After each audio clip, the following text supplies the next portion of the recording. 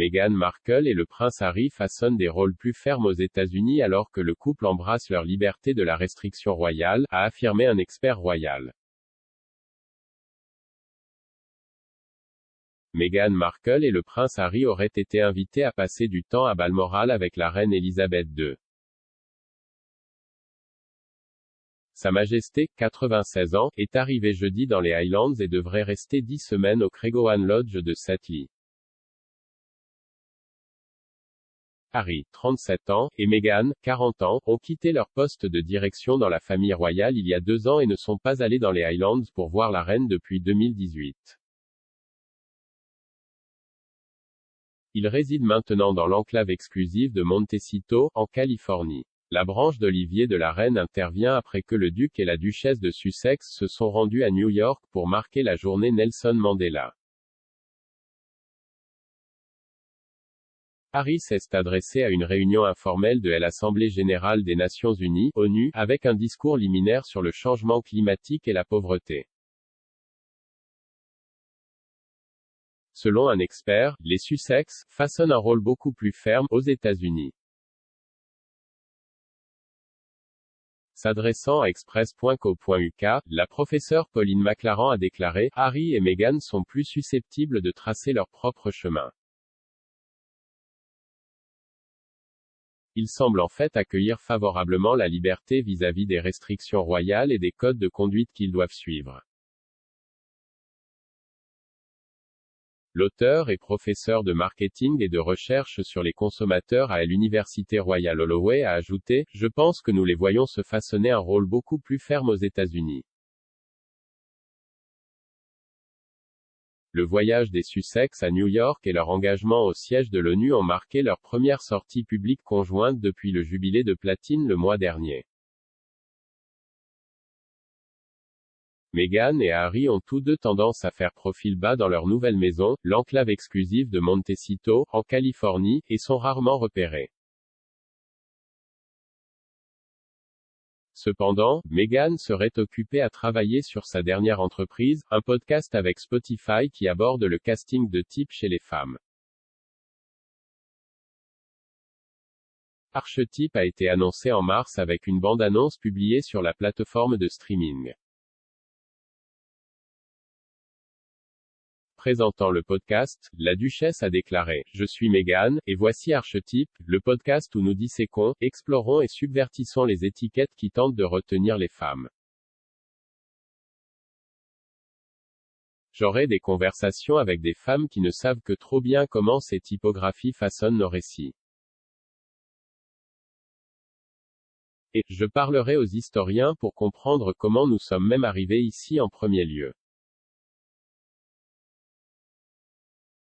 Selon un rapport du magazine Closer, la duchesse se lance dans la production du podcast, qui devrait sortir cet été. Une invitée potentielle pour le podcast pourrait être la féministe Gloria Steinem, qui s'est entretenue avec Meghan et le magazine Vogue le mois dernier pour parler de la décision de la Cour suprême des États-Unis d'annuler l'arrêt Roe v. Wade de 1973. Au cours de la conversation, la duchesse a exhorté les personnes effrayées par l'effet d'entraînement de la décision de la Cour suprême à transformer cette peur en action et à se rendre aux urnes en novembre, lorsque les Américains voteront lors des élections de mi-mandat. Meghan et Madame Steinem ont été aperçus ensemble à New York lundi. Le couple a été connecté pour la première fois lors des efforts d'inscription des électeurs pendant la pandémie de coronavirus, les deux s'étant même assis pour une conversation sur le sujet avec Makers en 2020. Leur récente interview dans Vogue positionne la duchesse plus près de l'arène politique et suggère en outre que Meghan a intérêt à jouer un rôle plus actif dans la politique américaine. Pendant ce temps, Harry travaillerait sur ses docu-séries sur les Jeux Invictus, qui devraient sortir sur Netflix. Le duc a lancé les Jeux, un événement sportif pour les militaires et les vétérans malades ou blessés, en 2014, alors qu'il était membre de la famille royale. Malgré sa démission de ses fonctions royales, Harry reste le fondateur et l'organisateur de l'événement.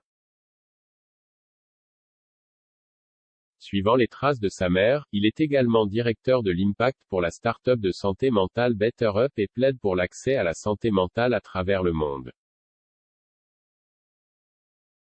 Alors que Meghan semble avoir des objectifs clairs aux États-Unis, certains experts pensent que Harry souhaite retourner dans son pays d'origine. S'exprimant sur sa chaîne YouTube, Nielsen a affirmé que bien qu'il semble avoir fait de Los Angeles sa résidence permanente, le récent voyage du duc au Royaume-Uni pour le jubilé de platine l'a peut-être amené à envisager de voir plus souvent ses collègues membres de la famille royale. Il a déclaré, selon cette bonne source, le prince Harry devient un peu blasé par le style de vie de Los Angeles. Vous devez vous rappeler, c'est un homme dont la vie a été façonnée pendant des années par un journal intime, par des vacances fixes, des trucs comme ça. C'est très difficile une fois que vous avez eu ce genre de vie de vous en sortir et de recommencer. Alors que les Sussex vivent à l'étranger, ils ont conservé leur ancienne résidence royale, Frogmore Cottage à Windsor. En fait, le couple a renouvelé son bail sur la propriété peu de temps avant de se rendre au Royaume-Uni pour le jubilé. La princesse Eugénie et son mari Jack Brooksbank vivaient dans le cottage depuis la sortie des Sussex, mais le couple a récemment décidé de partager son temps entre le Portugal et Londres, ce qui signifie que Frogmore est susceptible d'être inoccupé. Le renouvellement de la propriété par les Sussex pourrait indiquer des retours plus fréquents de la famille de 4 personnes. Harry a clairement indiqué qu'il voulait que ses 2 enfants, Archie, 3 ans et Lilibet, 1 an, connaissent son pays.